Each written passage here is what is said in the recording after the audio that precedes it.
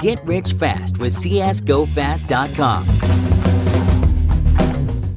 ESL Pro League Season 5 Finals Day is here, and we caught up with Rush from OpTic to talk about your showing at the tournament. Now, obviously, looking back, going out in groups with 2 wins, how do you see the tournament? You know, we started out pretty flat actually in the first day. We put energy in, we won, but it was super scrappy for both teams, and we got lucky because we won a bunch of eco rounds that we shouldn't have won. So we got lucky with that win, and we played Liquid, and they played better than us, so they smashed us, and it was a big wake-up call for us that we have to show up on day 2 if we want to actually make it out of groups. And we did show up on day 2 actually. I thought Mouse we played pretty bad actually. I think it could have been a lot closer. It was 16-12 or something. And then we played, who did we play next? North, I think. Was it North? Yeah, North. 14, yeah. Yeah, we played North in that game. I think we should have won. It was 14-14, and Mixwell told me to buy an op for him.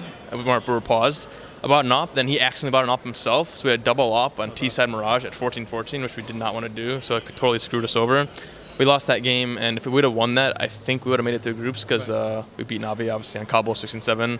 Mixwell went off. We got 30-some frags, plus 20 or something. So we definitely showed up a lot better the second day, and I thought we were going to make it through groups, and we got a little close, but in the end, we just barely missed it, I think. So now, pretty recently, basically before this tournament, you announced that you were going to stick with jasonR and Hayes, at least for the time being, until kind of the major cycle ends. So talk to me about the progress of jasonR, especially him being the new caller of the team and him in-game leading. So talk to me about his progress especially.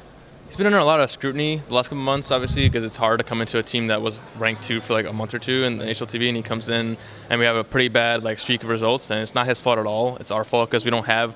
He's not a leader. He wasn't a leader before he joined our team, and he's just kind of come into the role and he's done his best he could. And he's gotten better over time, and we do our best to help him out with ourselves, mid-game and at the start of the round. But it's becoming more of him doing his own thing and him calling, actually, which is important for him to grow as a leader. So I think he's getting better day by day, and I hope the community sees that as well. So what do you think? Who do you think helps him out the most? Who do you think makes a lot of calls or helps him out the most? Well, in practice and stuff, and in pauses, Hayes, the coach, would be. But if I had to choose a player, it'd probably be Tarek or me, I think, because we talk the most probably out of everyone.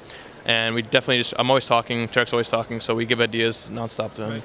Now, you have potentially a pretty busy couple of weeks ahead of you, obviously depending on if you can make it to ECS Season 3 finals, and then you have, ESL 1 Cologne, and then the offline qualifier. Yeah, major qualifier, then ESL 1 Cologne, and then obviously potentially the major.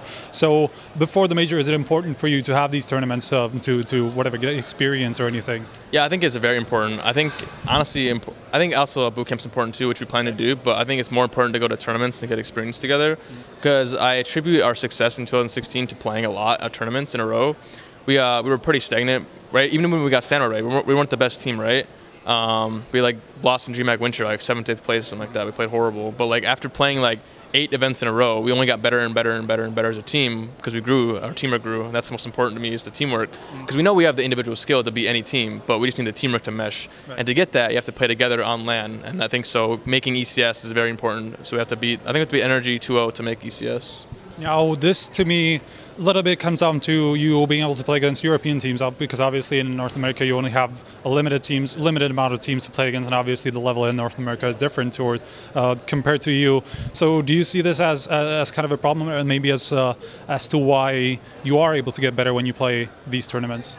Yeah, I mean, boot camping in NA is a waste of time, in my opinion. The only good part about it is you're together and you play together and right next to each other. But you don't get good practice because on an average day, the max scrims you can get is 4, maybe 5 if you're lucky. Right. But in Europe, there's literally 20 plus teams always looking for scrims all day long. So you can practice against teams that are trying to get better, not trying to just win the scrim, which is typically what NA is like. So I think it's definitely important to boot camp in Europe and play tournaments in Europe versus European teams. So your boot camp is going to be in Europe? Yeah, we plan to boot camp in Spain. Mm-hmm. Now, looking forward, what do you think is going to be? What do you think you're going to work on at the boot camp? What do you think is the most striking issue with your team at this point? Our communication used to be a lot worse. It's gotten better, but it still needs a lot of work. So I'd say communication and teamwork. Because like I said, I think we have the individual skill to beat any team at any time, but that will never happen if we don't have the teamwork to back it up. Right. So I think we need to work on our CT sides, for example. Our CT sides here were pretty bad, so we have to work on our CT sides, setups, communication, always talking. We don't do that enough. So communication and teamwork. All right. Well, thank you very much. Any last words, shout outs, or anything you want to say? Shout outs to all the sponsors that we have and the Green Wall. All right. So that was Rush from the finals day here at ESL Pro League Season 5 finals. Now of course, we're going to come back with an interview with the winner of ESL Pro League Season 5. So stay tuned to HLTV.